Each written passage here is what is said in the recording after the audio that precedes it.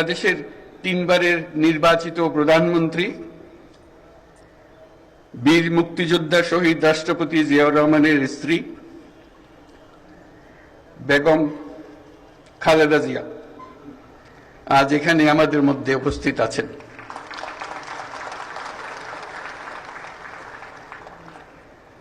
এক যুগ ধরে তিনি এই মহাসম্মেলনীতে অংশগ্রহণ করার সুযোগ পান নাই। আজকে সুযোগ পেয়েছেন। আমরা সবাই আনন্দিত এবং গর্বিত যে আমরা এই সুযোগ দিতে পেরেছি আপনাকে।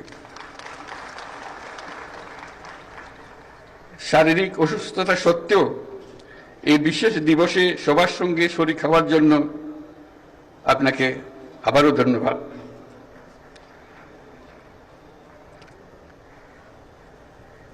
আমরা তার আশু রোগমুক্তি কামনা করছি এবং এই অনুষ্ঠানে বিশেষভাবে স্বাগত